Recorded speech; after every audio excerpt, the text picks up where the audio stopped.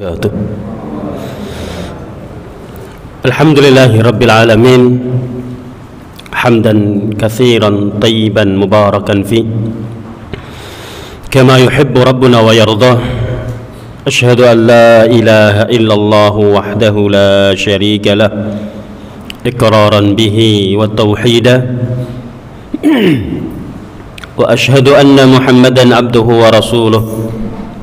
Allahumma salli wa sallim wa barik ala abdika wa rasulika Muhammadin wa ala alihi wa ashabihi wa man ihtada bihudahu ila yaumiddin, amma ba'du. Ma'asyiral muslimin wal muslimat, ikhwati fillah, jamaah rahimani Allahu wa iyyakum. Hamdan lillah. Yang pertama tentunya kita terus bersyukur kepada Allah Subhanahu wa ta'ala, memuji dan memuja Allah atas segala nikmat yang Allah Subhanahu wa ta'ala limpahkan kepada kita semua. Tidak ada satu pun nikmat melainkan dari Allah. Tidak ada satupun kebaikan melainkan dari Allah. Bahkan tidak ada satupun musibah, ujian, melainkan di dalamnya pun terdapat kebaikan yang ingin Allah wujudkan dalam diri kita. Maka kita kembali bersyukur kepada Allah Subhanahu wa ta'ala yang maha pengasih, maha penyayang, menyayangi kita, mengasihi kita, maha adil, sampai dalam mentakdirkan segala sesuatu pun pasti ada kebaikannya untuk kita. Meskipun kebaikan tersebut kebaikan yang dirasa pahit, karena apa yang Allah takdirkan untuk kita ada yang baik dan manis. Baik dan manis itu manfaat bagi kita di dunia maupun di akhirat. Ada juga baik tapi pahit. Ketika Allah Subhanahu wa ta'ala memberikan kepada kita kesehatan, kita senang. Lalu ternyata kita mampu menggunakannya untuk taat dan ibadah kepada Allah. Itulah manfaat di akhirat. Itu contoh baik dan manis. Tidak jarang juga kita mendapatkan kebaikan namun pahit.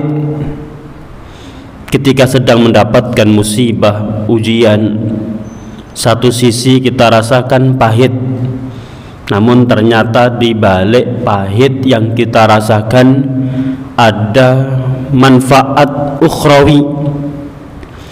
Ada pahala besar kalau kita mampu bersabar, bahkan meningkatkan dan melipat gandakan derajat kita, sehingga kita kembali bersyukur kepada Allah atas semua takdir Allah, baik yang memang murni baik, 100% baik, bermanfaat untuk kita dunia akhirat, kebaikan yang manis maupun kebaikan yang terasa pahit.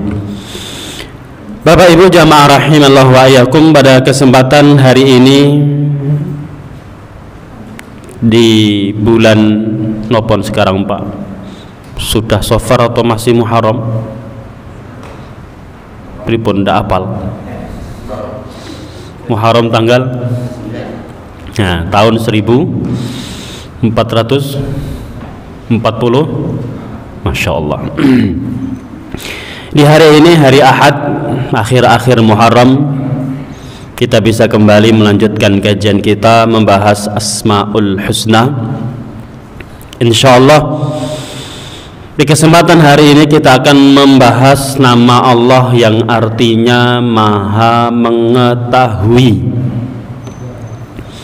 Nama Allah yang arti secara global Maha Tahu, Maha Mengetahui. Nama Allah yang artinya Maha Mengetahui ada 3, yaitu Al-Alim, lamnya, ya-nya yang panjang, lamnya panjang, al-alim. Dan juga al-alim serta allamul ghuyub. Tiga itu adalah nama Allah Subhanahu wa ta'ala. Al-alim, al-alim, allamul ghuyub. Semuanya sama, maha mengetahui. Arti Indonesianya sama, maha mengetahui. Al-alim, al-alim, dan allamul ghuyub. Dalilnya banyak dalam Al-Quran. Misalnya Allah berfirman dalam surat Al-Baqarah ayat 32 Allah berfirman, innaka antal alimul hakim. Al-Baqarah 32. Al-Baqarah 32. Innaka antal alimul hakim. Di situ Allah mengatakan, innaka, sesungguhnya engkau ya Allah al-alim. Bahkan nama Allah al-alim disebutkan di dalam Al-Quran banyak sekali. Ada 157 tempat,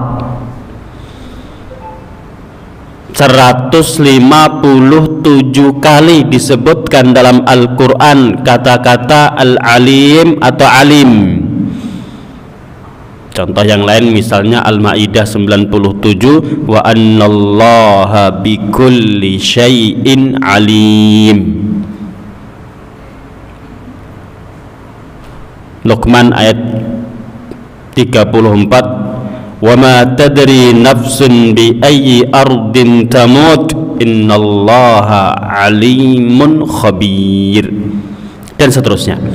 Intinya ada 157 tempat, 157 kali kata al-alim, yaitu nama Allah al-alim disebutkan. Demikian juga maha mengetahui, nama Allah yang artinya maha mengetahui adalah al-alim. Hanya yang panjang, sama-sama dari kata ilmu. Al-alim, kalau tadi al-alim, sekarang al-alim. Disebutkan dalam Al-Quran 13 kali.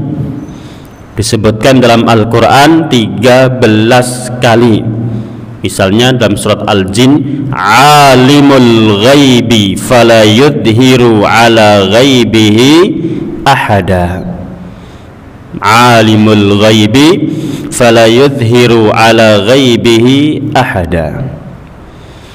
Demikian juga dalam surat At-Taubah 94, summa turadduna ila alimil ghaib. Alim, ya saya tidak terjemahkan karena memang pembahasan kita nanti lebih kepada makna nama-nama tersebut. Kita cuma pengen menyampaikan bahwa ini semua adalah nama-nama Allah, langsung dalilnya dalam Al-Quran Al-Karim. Kemudian yang ketiga juga yang nama Allah yang artinya maha mengetahui selain al-alim, al-alim, yang ketiga adalah allamul ghuyub. Alam, kalau tadi kan alim, alim, allam, sama semua. Dari kata dasar alima, mengetahui, cuma berubah-ubah bentuk sesuai maknanya. Alim itu maha, sighah mubalaghah untuk melebih-lebihkan. Alam juga sama, maka bisa alim, alim, alam, semuanya adalah nama Allah Subhanahu wa ta'ala. Adapun nama Allah Subhanahu wa ta'ala yang allamul ghuyub disebutkan di dalam Al-Quran 4 kali. Kalau Al-Alim pinten wau Pak? 157. Kalau Al-Alim berapa tadi? Nah, kalau Alamul Ghuyub itu disebutkan 4 kali. Maka Bapak Ibu jamaah rahimallahu wa iyyakum, cukuplah tadi sekilas bahwa 3 nama tersebut benar-benar nama Allah,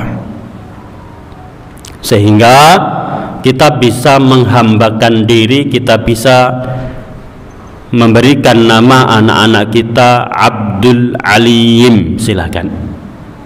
Abdul Alim juga bisa. Ya, Abdul Alim, Abdul Alim atau Abdul Allamil Ghuyub. Meskipun jarang, kalau Abdul Alim mungkin banyak dipakai. Kalau Abdul Alim ada enggak, Pak? Jarang juga nih, tapi ada, tapi tidak begitu banyak. Kalau Abdul Allamil Ghuyub belum pernah mendengar nama yang diberikan dengan nama tersebut. Bapak Ibu jamaah rahimanallahu wa iyyakum, setelah kita yakin bahwa itu semua nama Allah Subhanahu wa taala, maka poin yang kedua adalah maknanya. Apa arti Al-Alim, Al-Alim dan Allamul Ghuyub? Maknanya sama, Maha mengetahui. Lah, arti Maha mengetahui itu apa? Arti Maha mengetahui adalah bahwa ilmu Allah Subhanahu wa ta'ala itu mencakup banyak hal, luas. Ilmu Allah Subhanahu wa ta'ala meliputi hal-hal yang azali. Azali itu ilmu Allah mengetahui segala sesuatu yang belum terjadi. Bukan sekedar mengetahui, tapi mengetahui secara detail.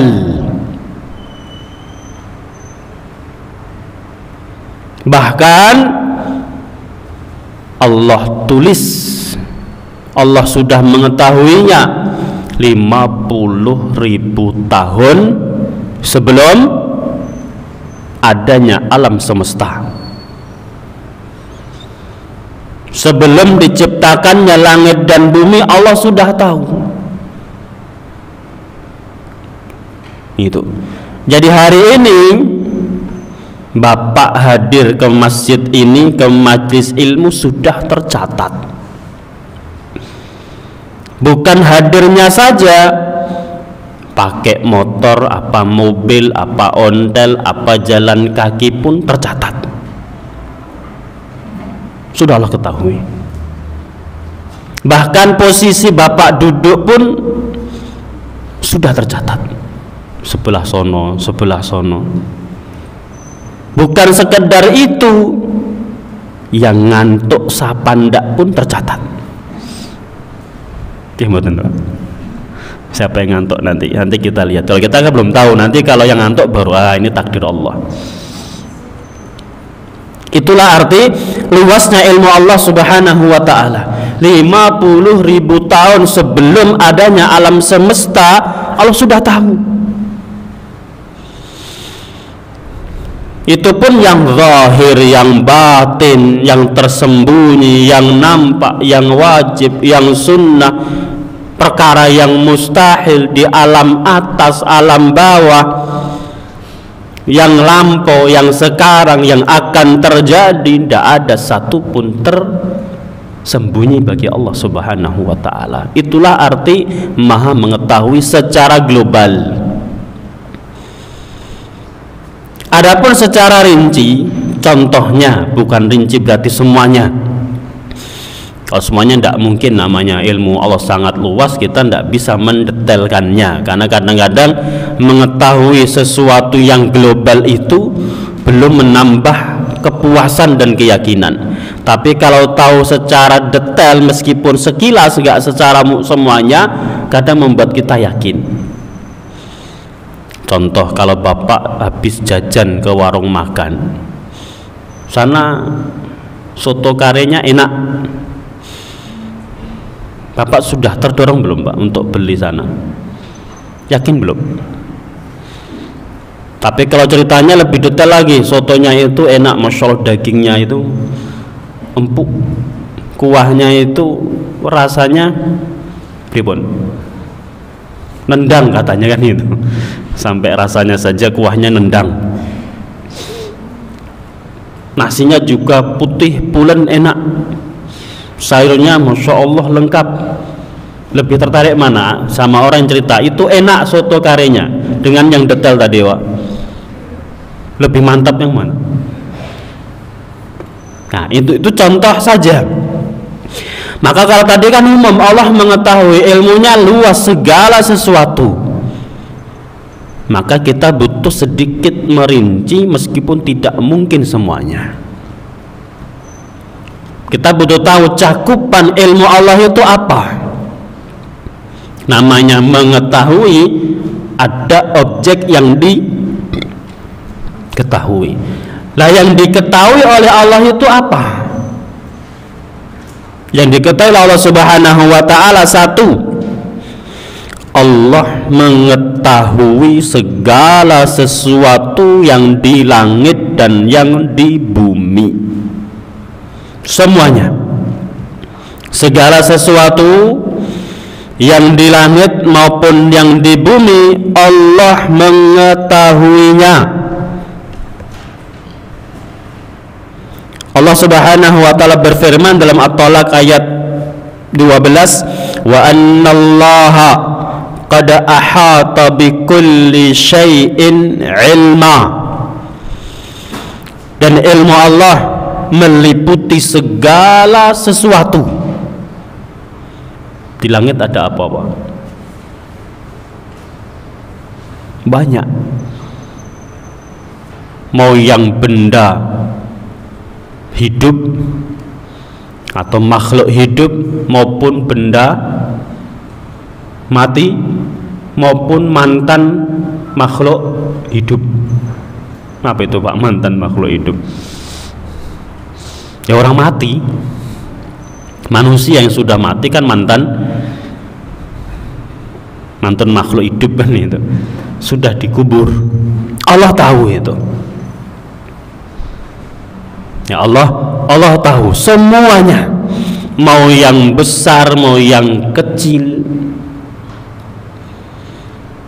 mau yang terlihat dengan jelas atau membutuhkan mikroskop, diperbesar ribuan juta kali baru kelihatan. Allah Maha tahu. Itu ilmu Allah meliputi segala sesuatu.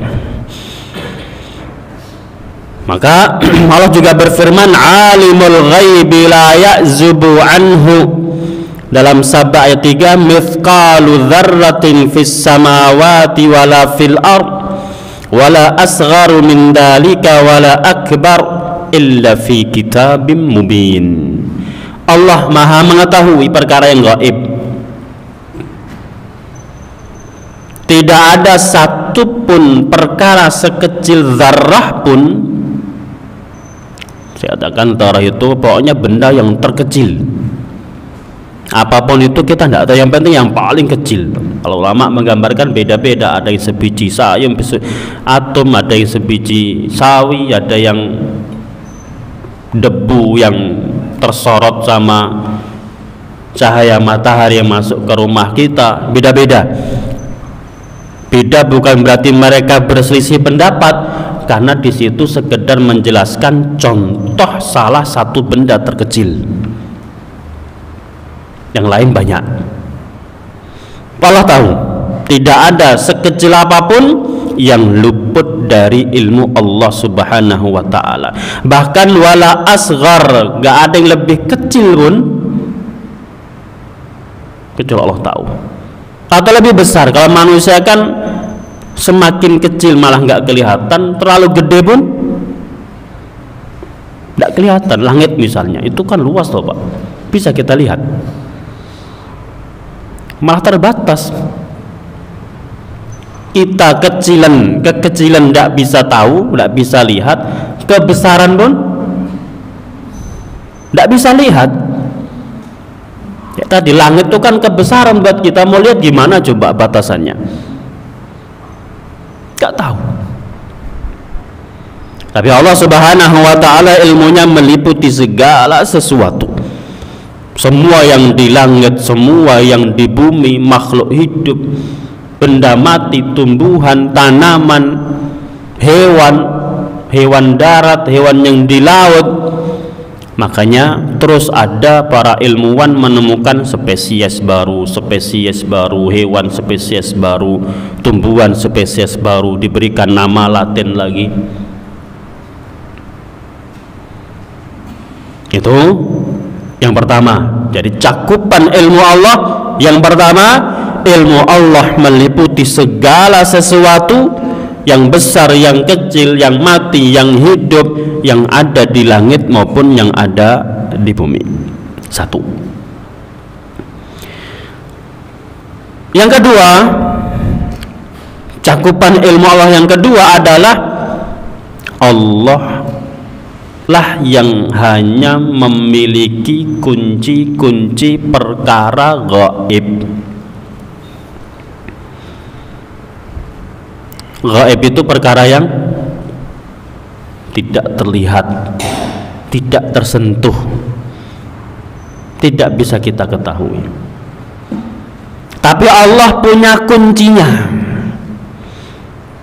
Maksudnya punya kunci, ya punya isinya juga. Isinya Allah tahu, punya kuncinya.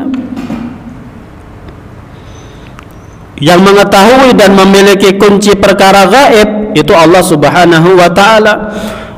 Allah berfirman, wa indahu mafatihul ghaibi la ya'lamuha illahu. Al-An'am 59. Wa indahu mafatihul ghaibi la ya'lamuha illahu. Dan hanya milik Allah lah kunci-kunci perkara gaib, tidak ada yang mengetahuinya kecuali Allah Subhanahu wa ta'ala. Sekarang contoh perkara gaib itu apa, Pak? Satu, hari kiamat. Hari kiamat itu perkara gaib yang tahu hanya Allah.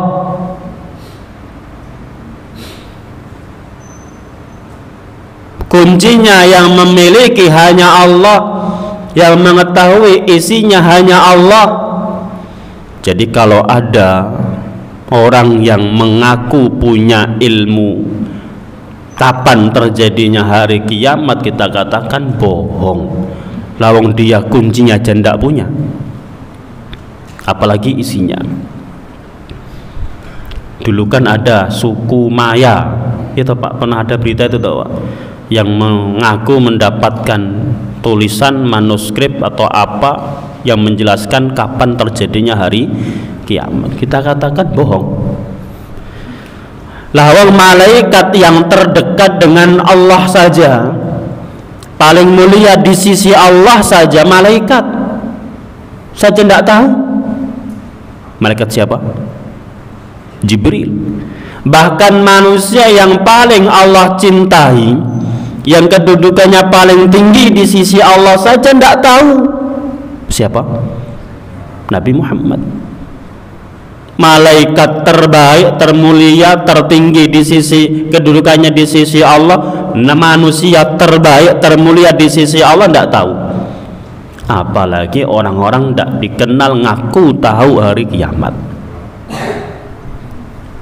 Ini contoh perkara gaib yang kuncinya hanya Allah yang tahu, yang memiliki. Contoh lain perkara gaib itu adalah yang dalam janin, kandungan. Itu perkara gaib napa mboten Pak setelah ditemukan USG? Masih mboten? Setelah ada USG bisa tahu laki perempuan, itu masih perkara gaib napa mboten niku? Kita katakan masih. Loh, kan sudah diketahui dengan USG, tahu jenis kelaminnya laki atau perempuan. Satu, kita katakan itu kan cuma perkiraan. Betapa banyak yang salah perkiraan. Sudah dibilang sama hasil USG-nya laki-laki, siapkan nama laki-laki, siapkan baju laki-laki, ternyata yang keluar perempuan. Padahal sudah usia kandungan gede, tua, masih bisa salah. Belum lagi USG, secanggih-canggih USG itu bisa ndak Mbak tahu nanti rambutnya keriting apa lurus? Bisa mboten? Ketahuan? Ya sudah, kulitnya putih apa ndak? Ya sudah, nasibnya nanti nikah dengan siapa, rizkinya berapa, umurnya berapa, ndak tahu. Jadi masih banyak perkara gaib dalam kandungan itu. Itu contoh yang kedua.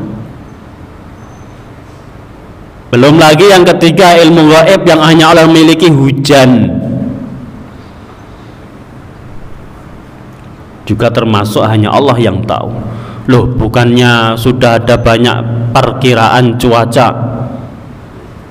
Kan dari nama udah ketahuan itu cuma perkiraan. Perkiraan pun kan belum tentu benar, belum tentu pas, bahkan kadang beda RT saja beda. Kita pakai mantol naik motor sampai di berapa kilo terdepan aja 2 kilo atau bahkan mungkin ada perbatasan, tidak hujan di situ. Atau kita berangkat nggak pakai mantol, tahu-tahu di sekilo di depan sudah hujan. Kan sering toh Pak kita dapatkan. Kita sering di jalan ini, alun-alun ke Proliman ke Nirmalasur itu kan sering di situ itu. Pom bensin ke alun-alun sana itu, ke Proliman itu ndak hujan, pom bensin ke arah Solonya hujan. Padahal cuma satu jalan raya di situ. Perkiraan itu ndak bisa memperkirakan. Paling Sukoharjo diperkirakan hari ini kelembapan suhu sekian, hujannya sekian, intensitas sekian. Tapi kan ndak tahu sejauh mana, berapa itu kubik air hujan yang Allah turunkan. Maka Bapak Ibu, yang kedua, cakupan ilmu Allah Subhanahu wa taala adalah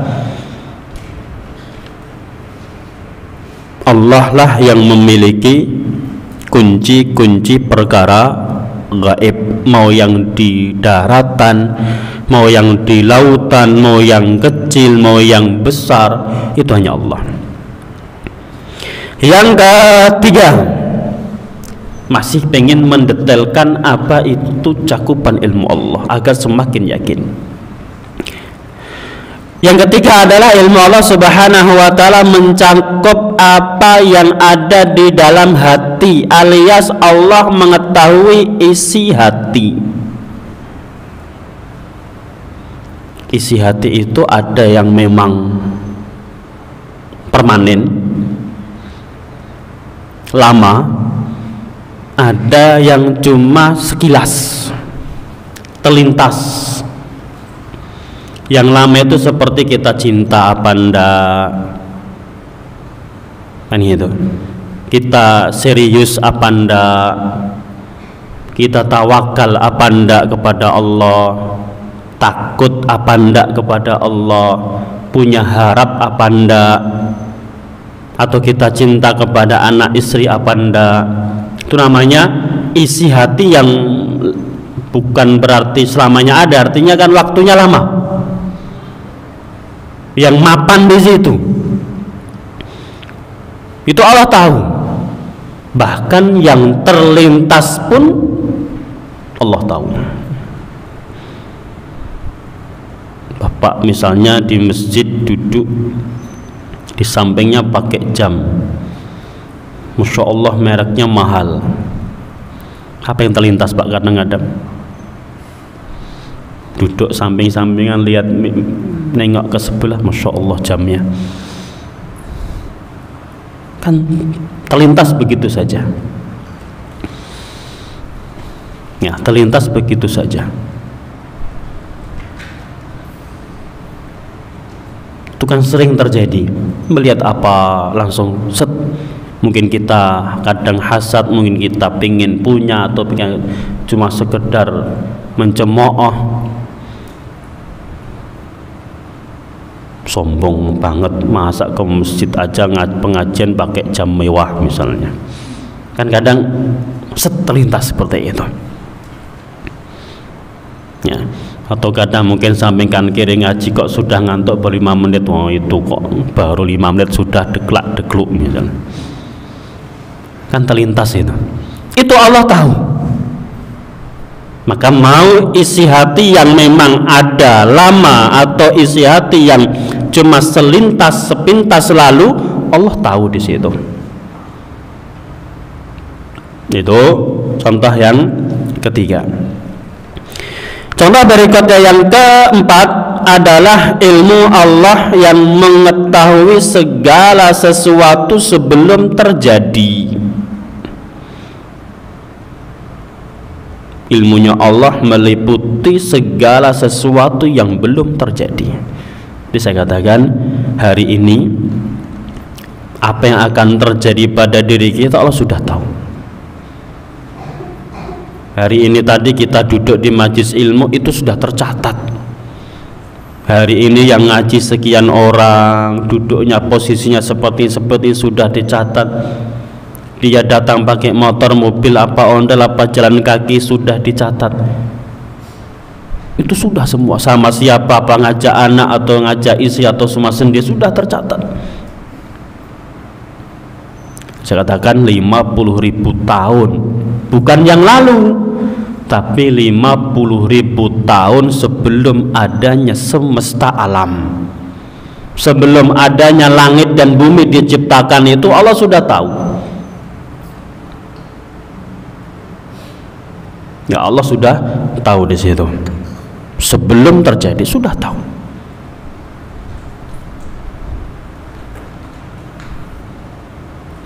Kalau kita kan tidak tahu. Nanti pulang, adakah sendalnya yang tertukar apa enggak? Kalau dikit mungkin jarang. Jumatan misalnya, pulang-pulang Jumatan sendalnya tertukar apa enggak? Allah tahu. Ini akan tertukar fulan dengan sendalnya fulan, akan hilang ini sendalnya, tahu. Ya, dan kita tidak tahu. Kita cuma bisa merencanakan, mungkin hari ini saya setelah dari kajian langsung ke rumah. Itu rencana, belum tentu terjadi. Mungkin sampai di jalan ketemu teman, ayo makan dulu, ditraktir sama teman, tertunda pulangnya. Atau mungkin bannya bocor, enggak lah, janganlah, contohnya kok jelek. Contohnya tadi saja ditraktir, bannya bocor kok terkesan mendoakan, jelek kan itu. Enggak. Ditraktir teman, mampir kemana, akhirnya tertunda pulangnya, bisa saja terjadi, kita tidak tahu. Maka sebelum terjadi Allah sudah tahu. Itu yang ke berapa tadi? Keempat.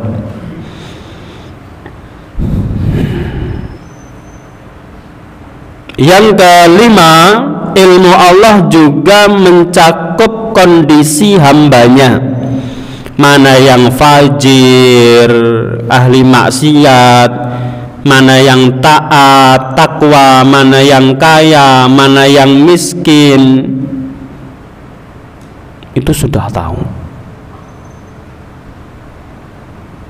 Kita nanti akan kaya, kemudian jadi miskin, atau miskin jadi kaya, atau terus kondisi yang sama, Allah sudah tahu.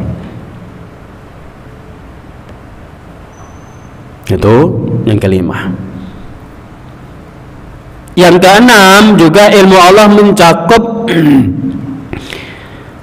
tentang syariatnya, aturannya, mana yang baik, mana yang buruk, mana yang bisa mengantarkan kepada kebahagiaan yang hakiki, mana yang tidak.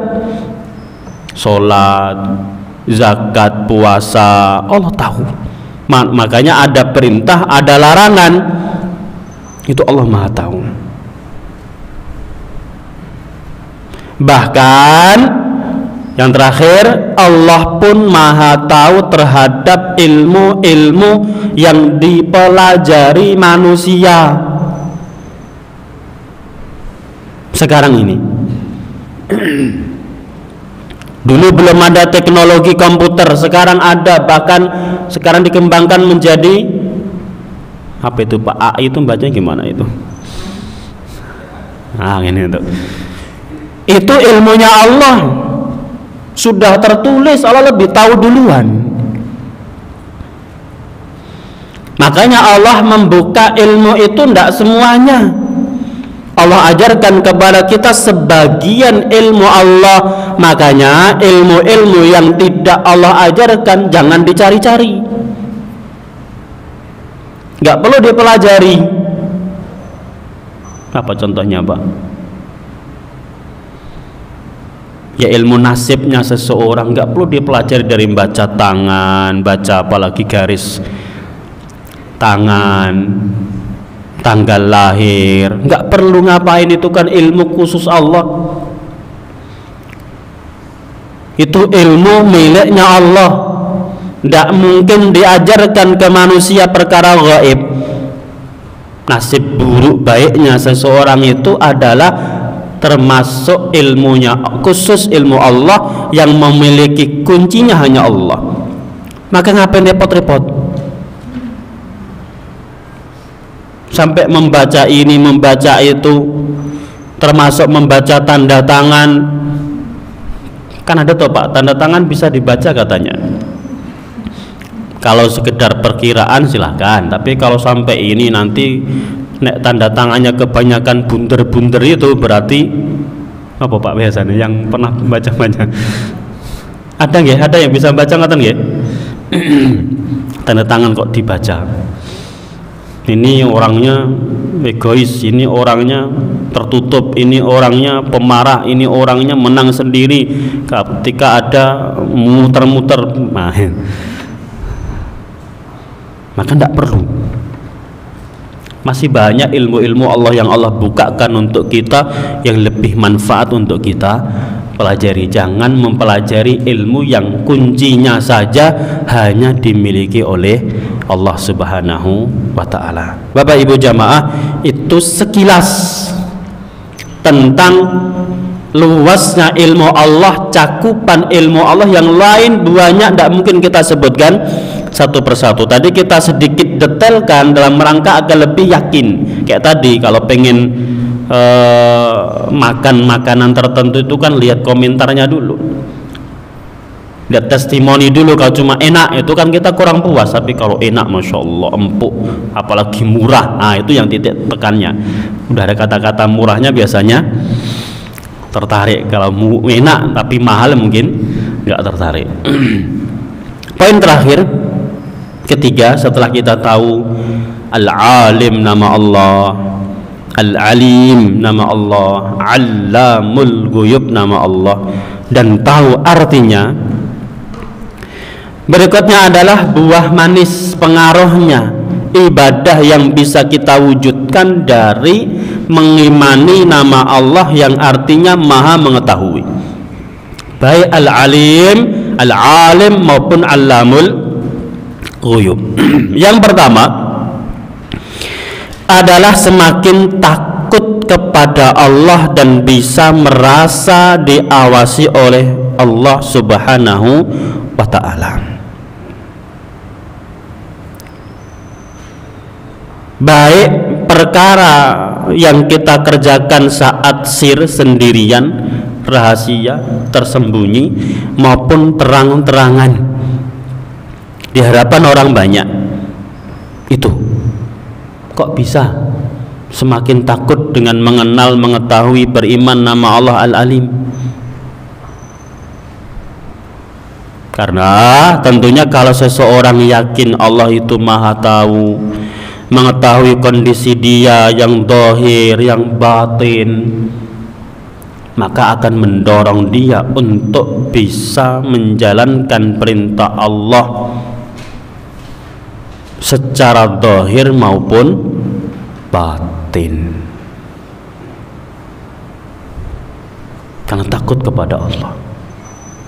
Zahir batin itu luas maknanya, bisa saat sendiri atau barengan, main HP di samping orang lain atau di kamar sendirian, pintu kunci dikunci, lampu dimatiin misalnya. Kita yakin Allah maha tahu. Maka saat dia main HP di depan guru, kalau kita seorang murid, dengan main HP di kamar sama. Tapi rata-rata beda mboten wae. Jenengan main HP di samping saya sama di rumah beda mboten, misalnya yang dibuka nopo ngoten wae. Kadang-kadang beda. Kenapa beda? Karena kita belum benar-benar beriman nama Allah Al-Alim, yang maha mengetahui. Itu arti zahir dan batin, sendiri atau bareng-bareng. Zahir dan batin juga bisa diartikan sesuatu dalam ibadah itu ada yang lahir, ada yang batin. Sholat misalnya, sholat itu ada lahir, ada batin. Yang lahir apa? Yang zahir apa?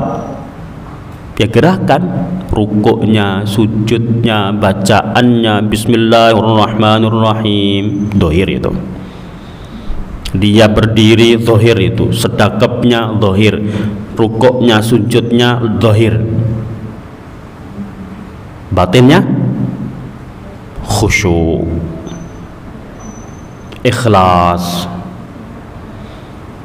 Kan banyak orang yang zahirnya masya Allah bagus, rukuknya, sujudnya, tidak gerak sedikit pun, batinnya belum tentu. Mikir sana, mikir sini, belum lagi nanti untuk manusia ingin dipuji dan lain sebagainya. Maka kalau mengimani nama Allah Al-Alim, dalam sholat pun bisa menyeimbangkan antara yang lahir, gerakan bacaan, maupun yang batin, keikhlasan maupun khusyuan. Itu buahnya karena takut kepada Allah. Ya, karena takut kepada Allah Subhanahu wa ta'ala. Itu buah yang pertama. Jadi zahir dan batin dalam menjalankan perintah Allah bisa diartikan sendiri atau bareng-bareng, dilihat orang atau kita sendirian, termasuk juga dalam ibadah semua kita. Faedah yang kedua adalah melahirkan ketenangan hati dalam menghadapi takdir Allah terkhusus yang pahit, seperti musibah, ujian, takdir Allah yang kita tidak sukai, takdir Allah yang membuat kita sedih.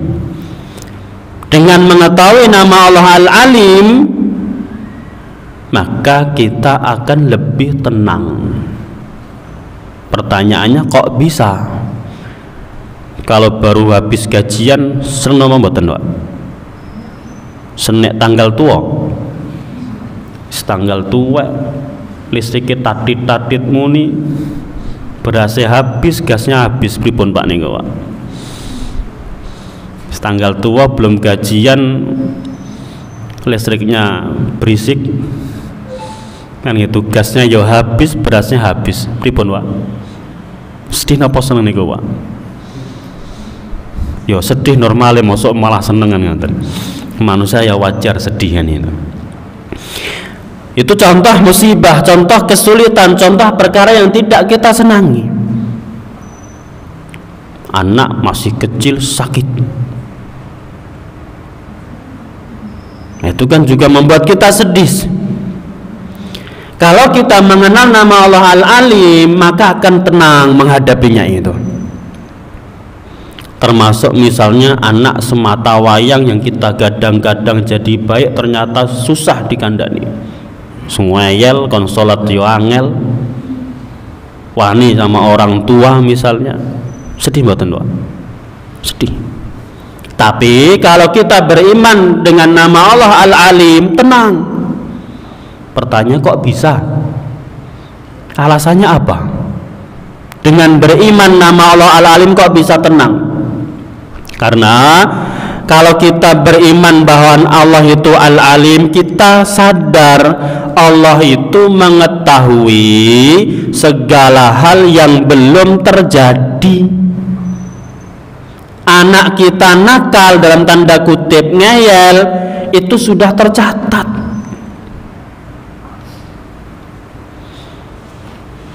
Tanggal tua kita kehabisan uang, listrik habis, gasnya habis, beras habis, sudah tercatat. Sudah Allah tentukan. Dan terus pripun Pak, udah pasrah? Ya enggak. Itu kesempatan untuk introspeksi, untuk sabar. Berarti Allah sudah takdirkan ini ada kebaikan yang ingin Allah wujudkan. Ada hikmah yang ingin Allah wujudkan dalam diri kita. Kalau anak kita ngeyel misalnya, ya kita lihat, mungkin gara-gara bapaknya masih punya dosa, ibunya masih punya dosa, diperbaiki di situ. Karena tidak ada takdir Allah yang murni buruk, itu tidak ada. Takdir Allah itu satu, murni baik, 100% baik. Ada yang jelek, buruk, tapi mengandung kebaikan yang besar. Tadi diantaranya ya orang jadi sadar, nggak sombong, introspeksi diri, maka tenang. Wong Allah sudah tentukan kok. Anak sakit misalnya butuh biaya, Masya Allah besar ratusan juta, yakin ini sudah Allah tulis 50.000 tahun sebelum adanya alam semesta, ya pasti terjadi. Tenang. Tinggal kita gimana caranya agar kita berpahala di situ. Tidak bisa lari, sudah Allah takdirkan.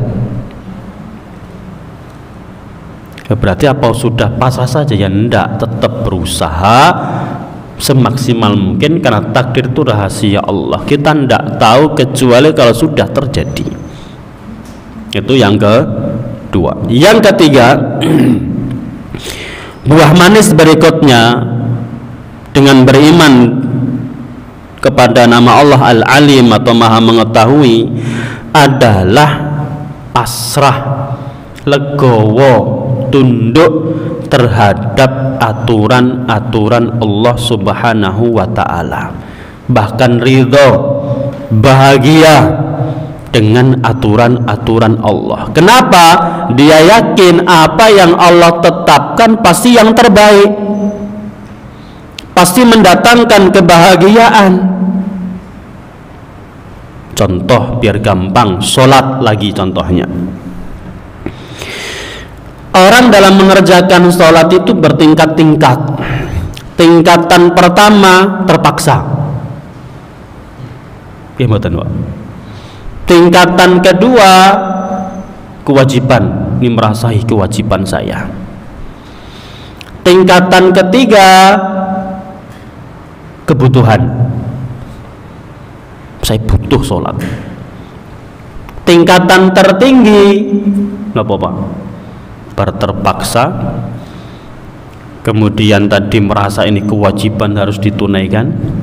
Yang ketiga merasa itu kebutuhan. Yang keempat cinta, senang. Tingkatan tertinggi itu.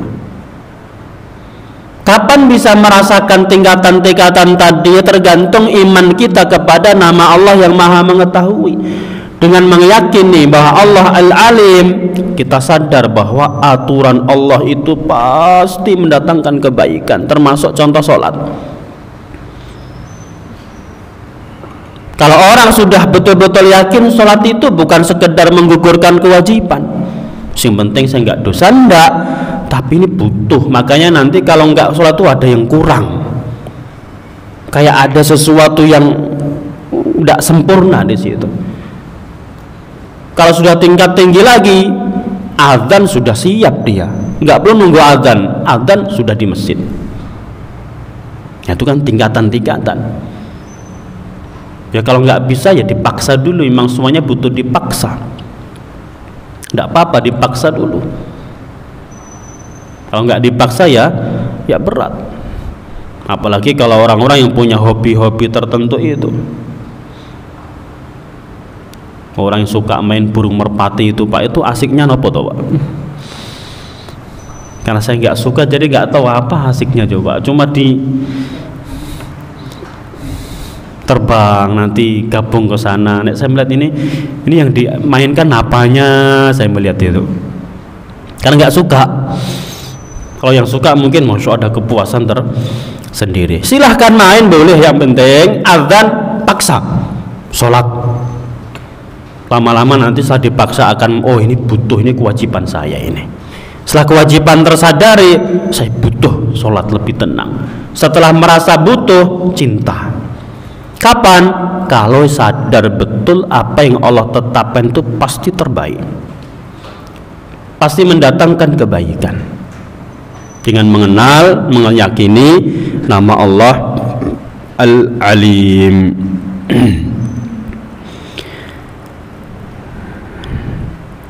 Bapak Ibu jamaah rahimanallahu wa iyyakum.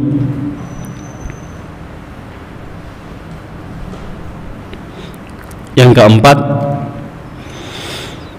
dengan mengimani nama Allah Al-Alim, Maha Mengetahui, maka